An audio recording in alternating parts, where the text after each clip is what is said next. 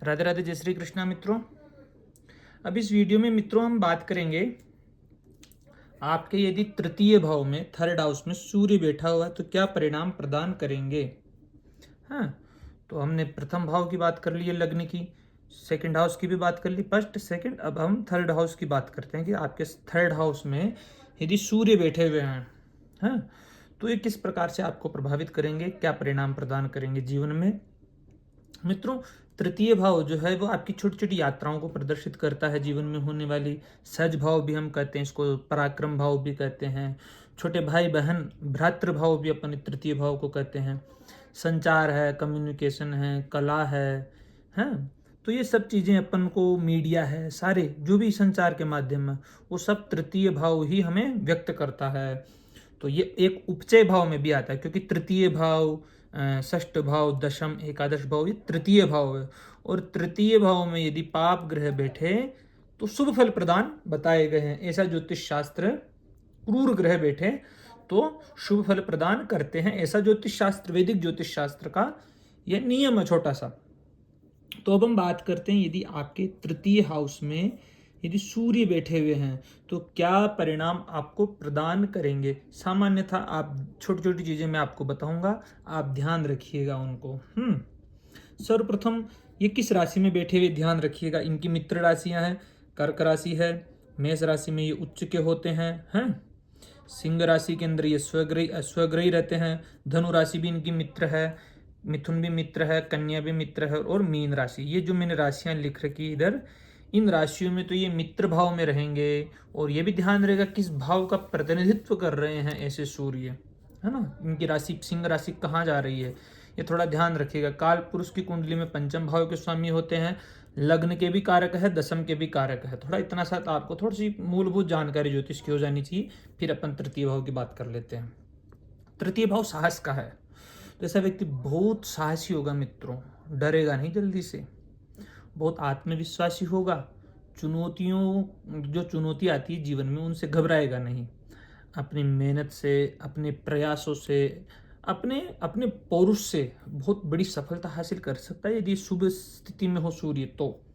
अच्छा, अपने मित्र राशियों में और शुभ ग्रहों से दृष्ट हो जाए तब। शुभ ग्रहों से दृष्ट हो जाए, अपनी राशि में है, तब तो समाज में बड़ी प्रतिष्ठा मिलने की संभावनाएं व्यक्त हो जाती है। समाज में मान सम्मान भी मिलता है, ख्याति भी अर्जित कर लेता है। सरकार में एक बड़े पदों पर, उच्च पदों पर आसीन हो सकता है, या फिर उच्च पदों पर बैठे हुए लोगों के साथ में इसका मेल मिलाप हो सकता है, या उनसे भी लाभ प्राप्त कर सकता है। ऐसी स्थितियां आती है।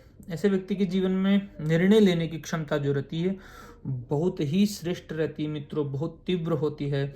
लेखन हो गया, संपादन हो गया, या पत्रकारिता के जैसे क्षेत्रों में भी ऐसा व्यक्ति बहुत बड़ी जबरदस्त सफलता हासिल कर सकता है मित्रों। ये भी आप बात ध्यान रखिएगा यदि तृतीय भाव में आपके सूर्य बैठे हुए हैं तब, है ना।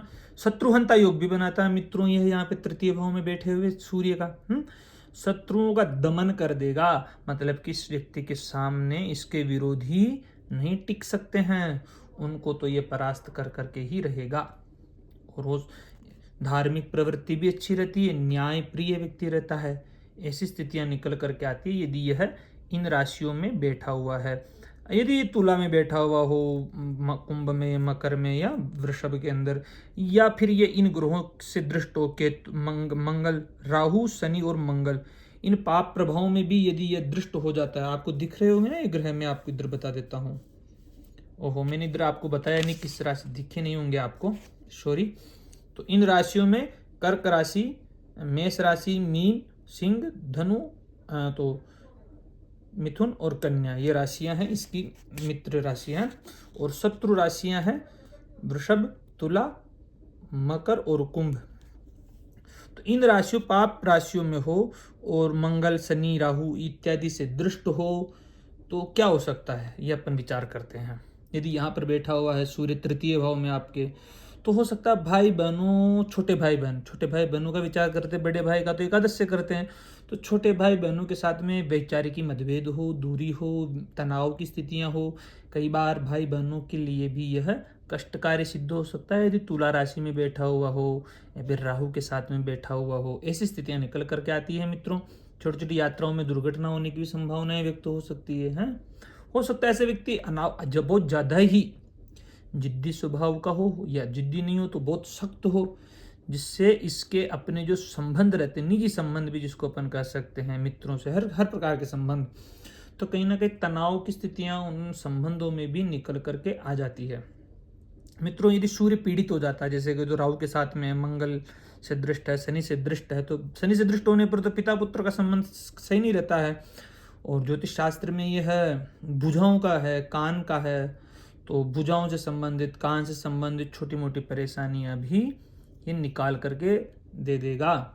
यदि पीड़ित है तो स्वास्थ्य को भी थोड़ा बहुत परेशान करेगा, क्योंकि लग्न का कारक है, दशम का भी कारक है, तो पद प्रतिष्ठा, यश, कीर्ति, राज्य, वैभव से भी थोड़ी बहुत परेशानियां निकाल करके रख ही देता है ऐसा सूर्य है। इसकी दृष्टि नवम भाव पर रहेगी। नवम भाव भाग्य का है, पिता का है, और मैं जब इसकी चर्चा करूंगा तब इसकी बात करेंगे, है नवम भाव से संबंधित बड़ी यात्राएं, धार्मिक यात्राएं, आपके पूर्व जन्म के पुण्य हैं ये नवम भाव, है ईश्वरीय कृपा है। तो कहीं ना कहीं सूर्य की यहाँ से नवम भाव पर दृष्टि रहेगी। नवम भाव दिख रहा होगा आपको, तो जातक बहुत भाग्यवान होगा व्यक्ति की, तो गुरुओं से, उसके पिताजी से अच्छा सहयोग मिलने की संभावना भी निकल करके आती है।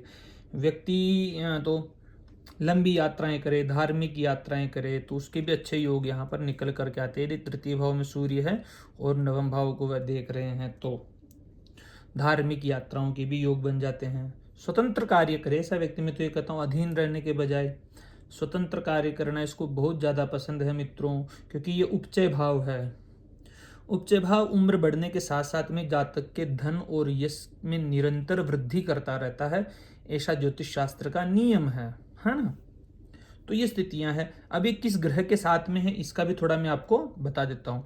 यदि ये चंद्रमा के साथ में है मित्रों तो थोड़ा पूजन करवाइएगा, क्योंकि यह तो अमावस्या का दोष बन जाता है। तो अमावस्या दोष उचित है नहीं है ज्योतिष शास्त्र के अनुसार। यदि इसके मैंने ग्रह युति रहस्य बना रखे तो आप वहाँ पे इनके वीडियो देख सकते हैं आराम से युतियों के विषय में। मंगल के साथ में है तो पराक्रम योग बना देता है, ये थोड़ी बहुत पुलिस, सेना इत्यादि के लिए सही है, प्रशासनिकता के लिए सही है, हाँ। सूर्य मंगल का ठीक है, लेकिन हाँ थोड़ा क्रोधी जिद्दी स्वभाव का हो सकता है ऐसी स्थितियाँ। बुद्ध के साथ में बुधादित्य योग का निर्माण करता है, बहुत अच्छी स्थिति है। गुरु के साथ में जीवात्मा योग कर देता बहु, ये भी बहुत अच्छी स्थिति है। शुक्र के साथ में भी ज़्यादा परेशानीदायक स्थिति नहीं है मित्रों। हाँ, शनि के साथ में यह बैठे रहे तो बड़ी परेशानियों का सामना करना पड़ सकता है मित्रों। तो इसका भी पूजन करवाइएगा, सूर्य और शनि से संबंधित भी आप अपने जीवन में कभी भी। सूर्य के साथ में यदि राहु हो तो यह भी थोड़ा बहुत आपको प्रभावित कर सकता है, इसके भी ग्रहण दोष जिसको अपन कह सकते हैं, तो इसका भी पूजन करवाइएगा मित्रों। शांति करवा लीजिएगा, पूजन का मतलब इतना, उपाय कीजिएगा रेमेडीज में, आपको रेमेडीज भी बताऊंगा अभी। केतु के साथ में भी ये स्थितियां रहेगी। तो पूजन विश्लेषण क्या करना है, आपको नित्य सूर्य को अर्घ्य देना है, आदित्य हृदय स्तोत्र के पाठ करना है, तांबे के बर्तनों में भोजन पानी करना चाहिए ऐसे व्यक्तियों को, है ना, ताम्र में। और यदि भाग्य से है सूर्य तो आपको भाग्य का रत्न भी पहन लेना चाहिए, और नित्य अर्घ्य दीजिए, आदित्य हृदय स्तोत्र के पाठ कीजिए, तांबे के बर्तन में भोजन कीजिए, पानी पीजिए, है ना। और अपने पिताजी का बहुत सम्मान कीजिएगा मित्रों। पिताजी का सम्मान मैं यहाँ पे लिख देता हूँ, पिताजी का सम्मान, पिताजी का सम्मान अवश्य कीजिएगा। हाँ, यह है कि आपकी और भी कुंडली में ग्रह कहाँ कहाँ बैठे हुए हैं, तो उसके अनुसार ही चीज़ें बदलती रहती है। इसलिए पूरी विश्लेषण होगा कुंडली का, जब ही आप किसी एक निष्कर्ष पर पहुंच सकते हैं। तो कुंडली विश्लेषण पूरा करवाइएगा, फिर ही आपको कोई उपाय अच्छे से करना होगा। बिना पूरी जन्म कुंडली के अध्ययन के ये अधूरी ही बातें हैं मित्रों। तो ये स्थितियां निकल करके आती है। आप अभी तक मेरे YouTube चैनल को सब्सक्राइब नहीं किए तो YouTube चैनल को सब्सक्राइब अवश्य कीजिएगा, और बेल आइकन को अवश्य दबाइएगा, और कमेंट करके बताइएगा आप क्या मैंने जो फल बताए हैं क्या ये कहीं आपसे मेल खाते हैं या नहीं खाते, इसमें क्या परिवर्तन होने की संभावनाएं हैं। आप अपना अनुभव भी मुझे वीडियो के कमेंट के माध्यम से बताइएगा। धन्यवाद।